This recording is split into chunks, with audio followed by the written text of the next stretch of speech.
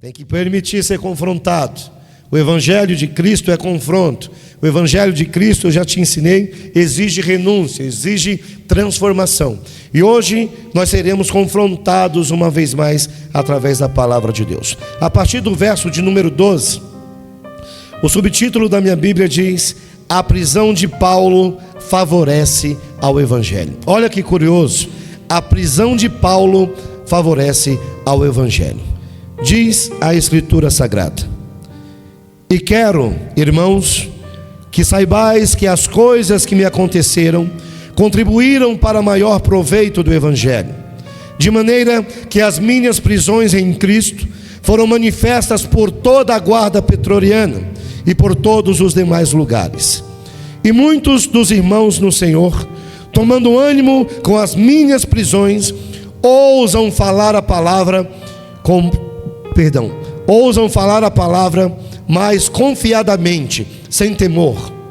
Verdade é que também alguns pregam a Cristo por inveja e contenda, mas outros de boa vontade. Uns, na verdade, anunciam a Cristo por contenção, não puramente julgando acrescentar a aflição às minhas prisões, mas outros por amor, sabendo que fui posto para a defesa do Evangelho. Mas que importa? Pergunta Paulo. Contanto que Cristo seja anunciado de toda maneira, ou com fingimento, ou em verdade, nisto me regozijo e me regozijarei ainda, porque sei que disto me resultará salvação pela vossa oração e pelo socorro do Espírito Santo de Jesus Cristo. Versículo de número 20, eu queria que você prestasse muita atenção nesse versículo. Segundo a minha expectação, ou expectativa, e esperança, de que em nada serei confundido, antes com toda a confiança, Cristo será, tanto agora como sempre, engrandecido no meu corpo, seja pela vida, seja pela morte, porque para mim o viver é Cristo e morrer é ganho. Olha que forte o que diz Paulo no verso 20: Cristo será, tanto agora como sempre, engrandecido no meu corpo, seja pela vida, seja pela morte.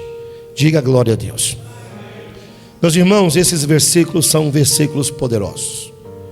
Um homem que entende que até mesmo o mal que acontece contra ele favorece ao Evangelho. As minhas prisões em Cristo Jesus, e estamos falando de prisões físicas, cárcere. Paulo sofreu muito, e ele diz que tudo aquilo que ele sofreu não é nada, é coisa pouca, é coisa pequena. Mas eu queria chamar a atenção para este verso: Cristo será glorificado em meu corpo, seja pela vida, ou seja, pela vida que eu levo, ou seja, pela minha morte, da forma que eu morrerei em Cristo Jesus. É um verso poderoso, é a palavra de um homem que reconhece que tudo que ele tem, que tudo que ele possui, que tudo que ele é, vem da graça do nosso Senhor. Paulo, nós não vemos nesses versículos pedindo algo a Jesus Cristo. Não vemos nesses versículos Paulo clamando a Deus por nada. Nós vemos nesses versículos Paulo dizendo que ele entende que até a prisão dele foi favorável, foi necessária para que o Evangelho de Cristo avançasse. Quando nós lemos ele dizer que toda a guarda pretoriana e em todos os lugares foi feito conhecer a prisão dele, ele diz que tanto Roma como todos os demais lugares souberam da prisão dele, mas que pela prisão dele, pela perseguição que Paulo sofreu, os irmãos em Cristo, os irmãos no Senhor começaram a ter mais força, começaram a ter mais fé, começaram a pregar o Evangelho com ousadia. E nos tempos de hoje nós vemos pessoas pedindo a Deus cada vez mais: Pai, eu quero, Pai, eu preciso, Pai, me ajuda, Pai, me socorre. E eu queria que hoje você fizesse uma pergunta no teu coração: o que é que você tem ofertado ao seu Deus? Paulo, quando ainda Saulo, era perseguidor do Evangelho. E que perseguidor Paulo era! Que perseguidor Paulo era! Mas quando Saulo vira Paulo, convertido, que convertido Paulo era, que servo Paulo se tornou, que homem de Deus Paulo se tornou. Paulo era extremo, era constante, era inteiro. Quando perseguidor, que perseguidor que Paulo foi. Mas quando servo de Deus, este homem nos ensina coisas grandiosas. E a lição que Paulo nos ensina hoje: a nossa vida não nos pertence mais. Seja engrandecido o nome do Senhor, ou pela vida que vivo, ou pela morte que receberei em Cristo Jesus. O que é que você tem ofertado a Deus? Nós temos pedido e devemos pedir, Ele é nosso Pai. Nós temos clamado e devemos clamar, Ele é o nosso Senhor. Mas o que é que nós temos entregue a Deus, para que quando a minha oração é levantada ao céu, os ouvidos dele se inclinem para ouvir o meu pedido? Há necessidade de um relacionamento, há necessidade de uma troca. Nós precisamos aprender com Paulo, nós precisamos aprender com esse homem, que a nossa vida tem que ser reflexo de Jesus Cristo. O que você tem vivido hoje tem refletido algo do Evangelho? O teu testemunho lá fora tem favorecido ao Evangelho, ou tem dado mau testemunho do Evangelho de Cristo?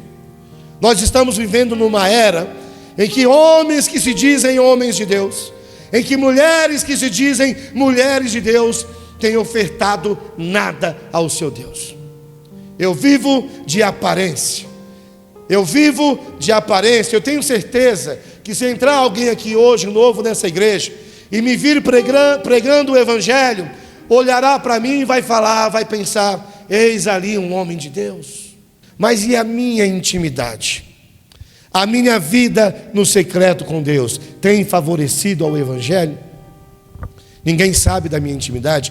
Eu não sei da tua intimidade. Eu não sei o que você faz lá fora. Eu não sei como é a tua vida na tua casa. Mas creia no que eu vou te dizer: Deus sabe. Deus sabe.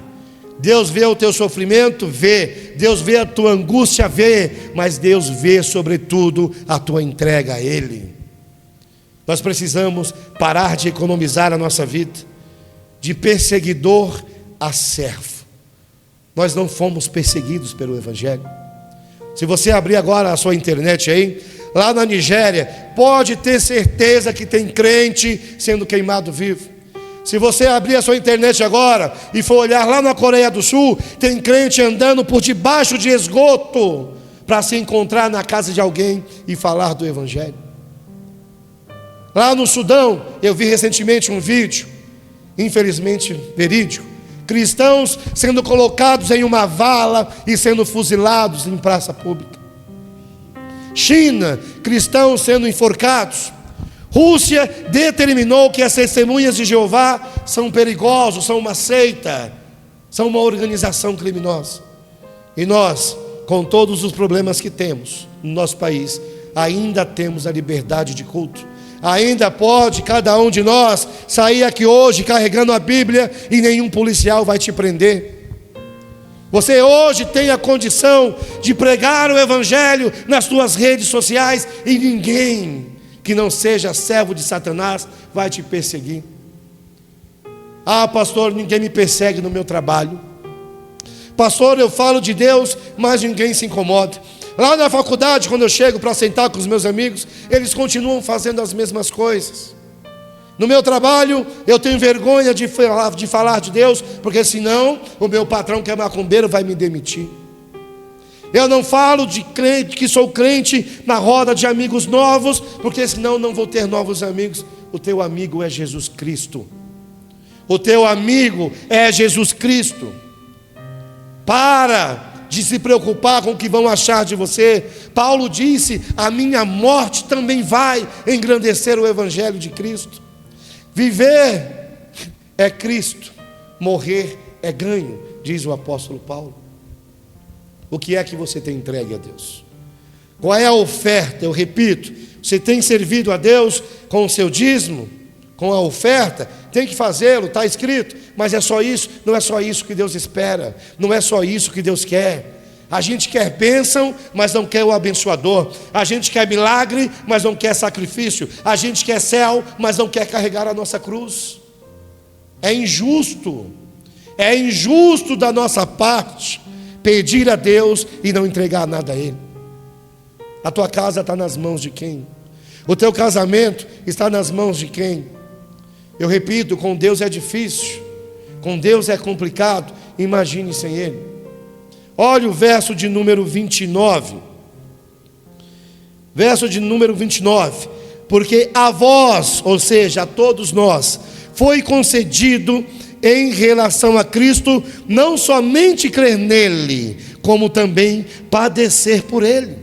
Não é só ter a presença dele, não é só receber a bênção dele, não é só receber a proteção, o cuidado, o amor, é padecer por ele.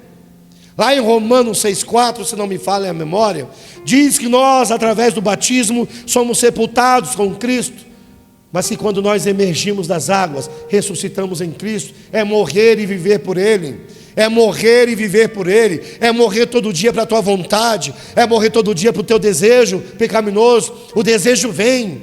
Não pense que nós pastores não somos afrontados por desejos.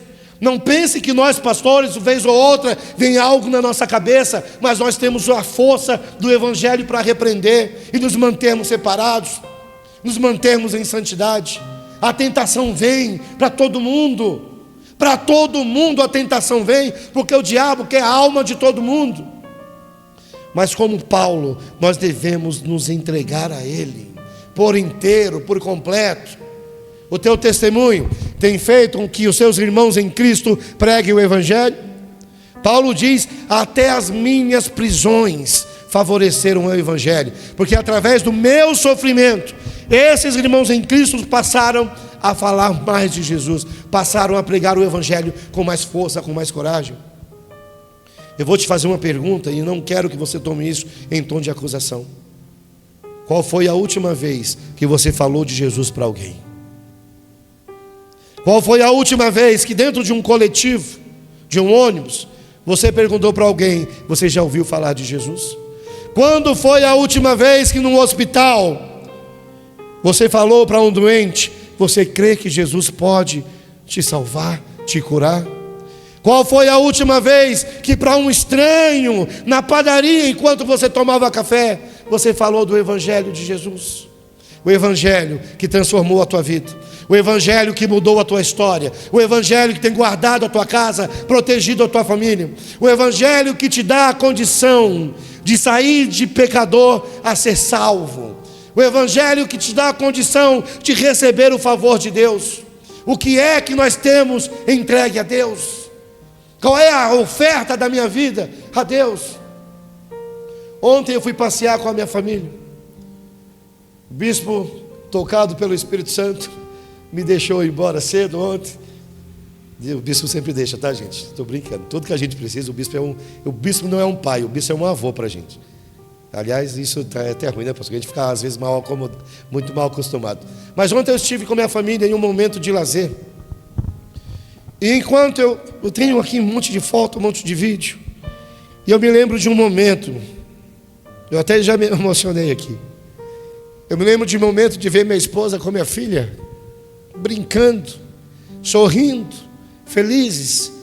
E uma hora, naquele momento, veio um pensamento no meu coração, de gratidão a Deus. Eu olhei para aquela cena e pensei, olha o que eu construí. Olha o que eu construí debaixo da mão de Deus.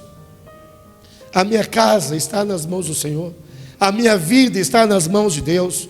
Tudo que eu tenho, tudo que eu sou, eu já entreguei a Ele. Eu não estou falando de dinheiro, eu estou falando de pensamento, eu estou falando de sentimento, eu estou falando de decisão, eu estou falando de perseverança, perseverar no Evangelho. Esse homem naufragou, esse homem foi picado por cobra, esse homem foi açoitado quase à morte, esse homem teve que fugir, perseguido, até mesmo por aqueles que serviam a Deus, porque quando nós viemos de um testemunho mau, até que as pessoas entendam que nós nos convertemos, é difícil.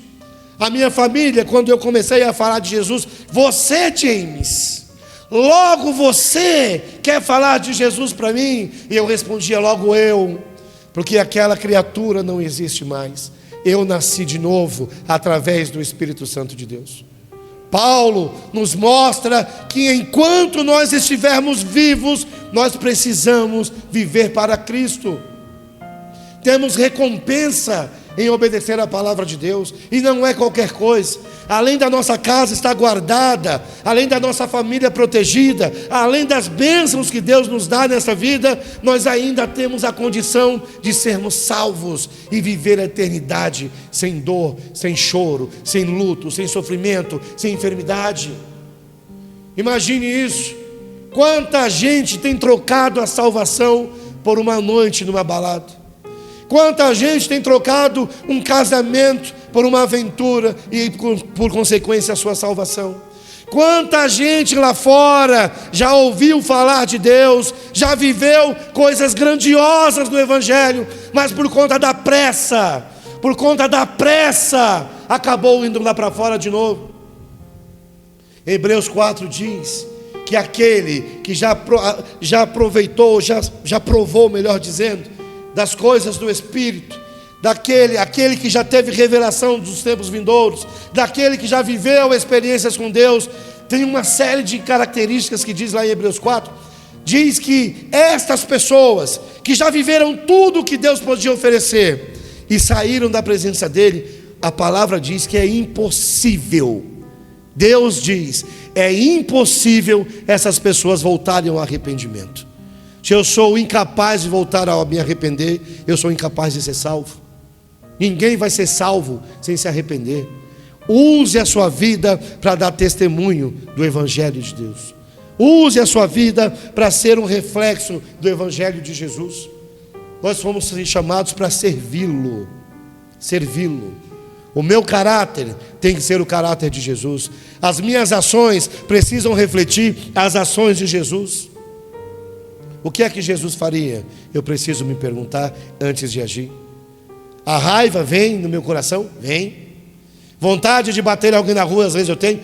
Até dentro da igreja. Às vezes eu tenho vontade de pegar uns aqui e dar uma surra santa para ver se acorda. Tentação vem? Vem. Desânimo vem? Vem. Às vezes eu tenho vontade de não vir para a igreja? Tenho vontade de não vir para a igreja. Mas eu me lembro de quem eu era antes do Senhor. E eu não quero correr o risco de voltar a ser quem eu era sem Jesus. Não quero correr o risco de voltar a ser quem eu era sem Jesus. Paulo era perseguidor, com a autorização da igreja. E que perseguidor ele era, eu já disse aqui. Mas Paulo foi um servo fiel e verdadeiro. Paulo era tão mal visto que quando Jesus manda ele ir à casa de Ananias, Ananias tem medo. Senhor, é Saulo. É Saulo. Imagine você, pecador. Meu Deus, quem é? É o Mauro. É o Mauro que está vindo aí, Senhor. Como é que o Senhor quer que eu fale com o Mauro? Ele persegue o teu povo. Ore nele, cure ele, batize ele, porque para me servir ele foi levantado. Deus quer levantar você para servi-lo. E você pode servir não só no altar, você pode servir com o teu testemunho. Você pode servir com a tua fidelidade. Você pode servir com a tua vida lá fora. Paulo fez isso. Paulo provou que o Evangelho transforma. Mas este homem foi confrontado. E nós não queremos ser confrontados. Nós queremos ouvir na igreja, ouvir o pastor falar, vai dar certo. Ah, não, isso aí Deus vai cuidar. Se você não tiver vida com Deus, não vai adiantar nada.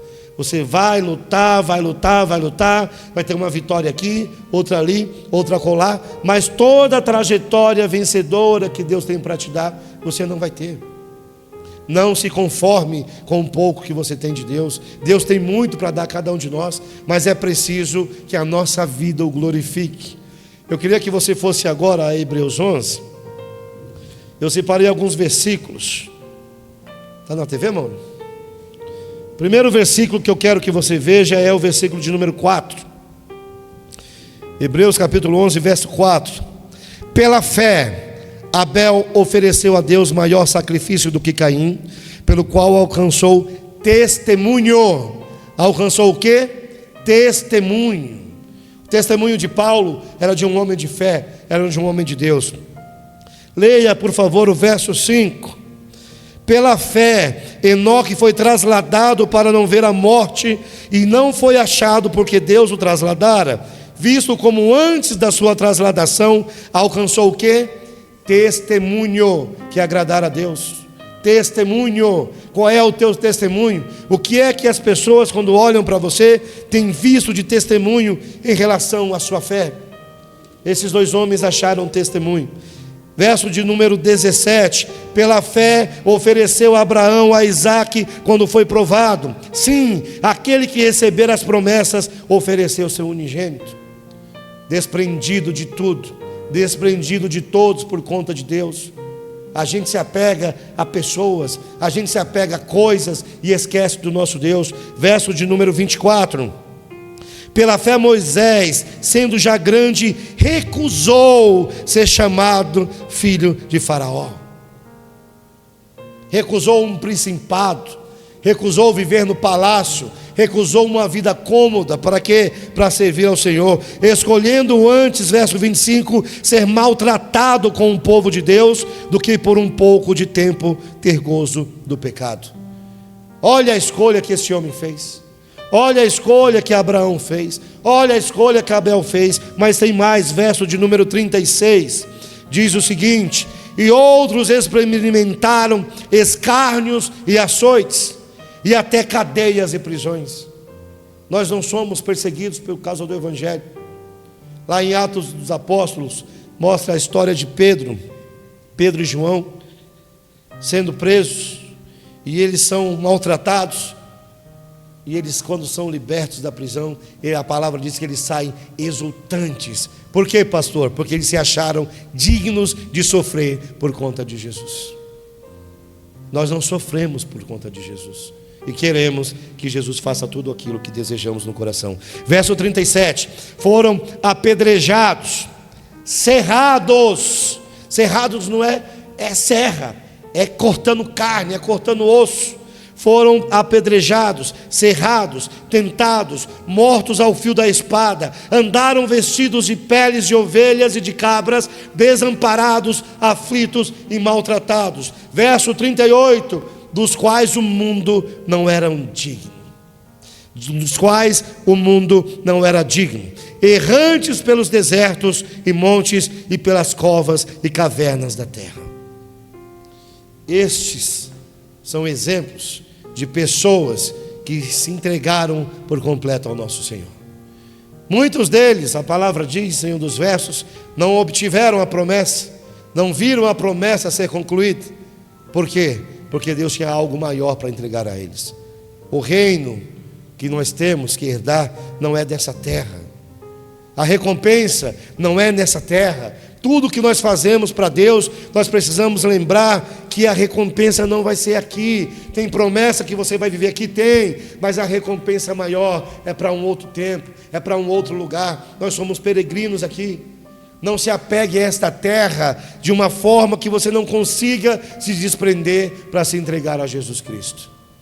O verso 20, Paulo diz: Cristo será engrandecido em meu corpo, seja pela vida, seja pela morte. Seja pela morte. Deus não quer que você se mate fisicamente. Deus não deseja a sua morte física. É morte para o mundo. Se mate para o mundo.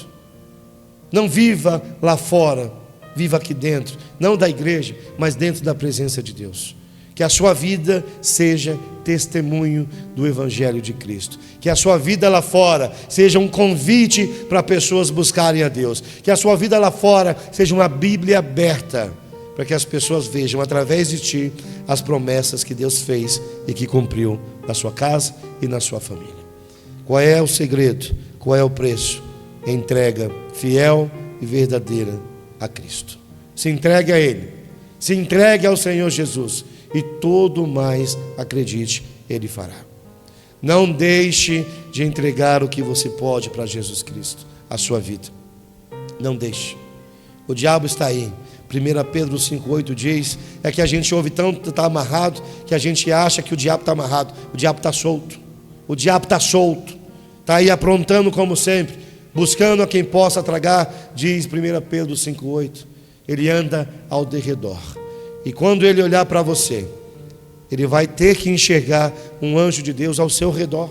Por isso ele não vai conseguir te atingir. Quando você tem a presença de Deus ao seu redor, ao derredor o diabo vem, mas ele não consegue tocar naquele que é de Deus.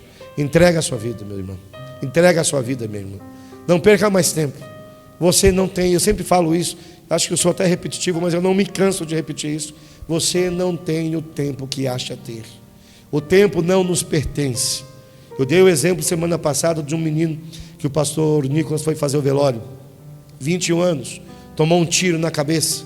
Qual foi o tempo que esse menino teve para se arrepender? Não é estar enfermo para se arrepender. É que todo mundo acha agora, pastor, que vai ser igual o ladrão na cruz. Quando eu estiver morrendo, eu peço perdão e Deus vai me salvar. Não é assim que funciona. Se fosse assim, Deus não teria dado Jesus Cristo à morte.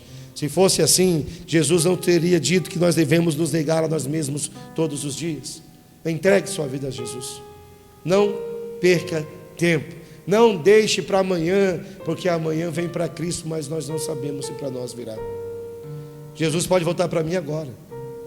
Nós já vimos aí na internet, na TV, pastores pregando e ainda óbito na hora da pregação. Pessoas louvando e morrendo na hora da pregação, do louvor, da adoração. A qualquer momento Jesus pode voltar. Se Jesus voltar para mim, amém, glória a Deus. Mas se não for Ele, se eu simplesmente fechar os meus olhos e não for Jesus a me buscar, se não for um anjo do Senhor a me buscar. Para finalizar, eu trabalhei numa metalúrgica há muitos anos, me lembrei disso agora. E eu até saí de lá, fiquei lá 10 anos. Fazia cadeados para a porta de aço. E o dono daquele lugar era macumbeiro. Macumbeiro nato. Ele criou lá em cima da empresa um salão para ter adoração ao diabo. E uma vez eu fui falar com o filho dele. Ele falou assim, James, Eduardo o nome dele. James, as pessoas criticam a gente, mas eu sei de uma coisa. Quando eu morrer, alguém vem me buscar. Olha a cegueira espiritual. Eu falei, sim, Eduardo, alguém vem te buscar, mas não vai ser o Senhor. Quando você morrer, quem vai te buscar? É você que decide isso, não é Deus. É você quem define o destino da sua alma, não é Deus. É você que define se você vai ser salvo ou condenado, não é Deus. Não põe a culpa em Deus, é a sua decisão, é a sua escolha dia após dia que vai fazer você ser salvo ou ser condenado. A condenação virá para os ímpios. Não esteja no meio deles quando o Senhor Jesus voltar. Que a sua vida glorifique a Deus, tanto na sua vida que você leva com Ele, tanto na sua morte que você morreu com Ele. Amém? Fale bem alto. A minha vida glorificará ao Senhor Jesus. O meu corpo, seja na vida, seja na morte, glorificará ao Senhor Jesus. Diga amém. Graças a Deus. Aplauda o nosso Senhor Jesus.